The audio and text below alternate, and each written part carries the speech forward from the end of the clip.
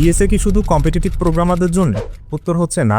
অনেকে ভাবে data structures এবং অ্যালগরিদম শুধুমাত্র কম্পিটিটিভ প্রোগ্রামারদের জন্য, কিন্তু একজন ভালো সফটওয়্যার ইঞ্জিনিয়ার বা ডেভেলপার হতে হলে ডেটা স্ট্রাকচারস এবং অ্যালগরিদমে একটা ভালো নলেজ থাকতে হবে। কারণ অনেক ভালো সফটওয়্যার বা অ্যাপ্লিকেশনের বিভিন্ন ফিচার ইমপ্লিমেন্টেশনে ডেটা স্ট্রাকচারস এবং অ্যালগরিদমের কনসেপ্টকে ডিরেক্টলি ইনডিরেক্টলি ব্যবহার করা হয়ে থাকে। যেমন ধরো, তুমি অনেক ওয়েবসাইটে গিয়ে বিভিন্ন কিওয়ার্ড লিখে সার্চ করো এবং সেই সার্চ কিওয়ার্ডের উপর বেস করে তোমাকে একটা রেজাল্ট দেন। কখনো কি তুমি চিন্তা করে দেখছো এই পুরো জিনিসটা বিহাইন্ড দ্য সিন কিভাবে এক্সিকিউট হয়? এই পুরো জিনিসটা এক্সিকিউশনের পেছনে বিভিন্ন ধরনের সার্চিং অ্যালগরিদম, যেমন লিনিয়ার সার্চ, বাইনারি সার্চের মতো কনসেপ্ট জড়িত।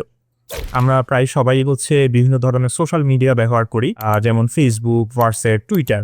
সো আমাদের এখান থেকে বিভিন্ন ধরনের নোটিফিকেশন আসে। তো ধরো তোমার 5 জন ফ্রেন্ড তোমাকে ফেসবুকে মেসেজ করলো, এখন সবগুলোর জন্যই তোমার নোটিফিকেশন আসবে। সো তুমি কি কখনো চিন্তা করে দেখছো এই নোটিফিকেশন গুলো কিভাবে প্রসিড হয়ে থাকে? সো এইগুলো মূলত ব্যাক এন্ডে একটা কিউ নামক ডেটা স্ট্রাকচারে সেভ হয়। এরপরে ওই কিউ থেকে 1 বাই 1 ওই পার্টিকুলার ইউজারকে সার্চ করা হয়।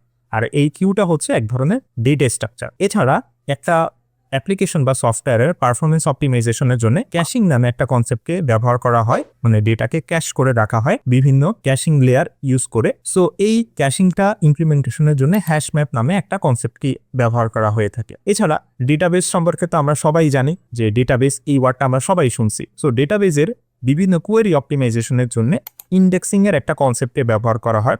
আর এই ইন্ডেক্সিংকে behind the scene B tree নামে একটা ডেটা স্ট্রাকচার দিয়ে ইমপ্লিমেন্ট করা হয়ে থাকে।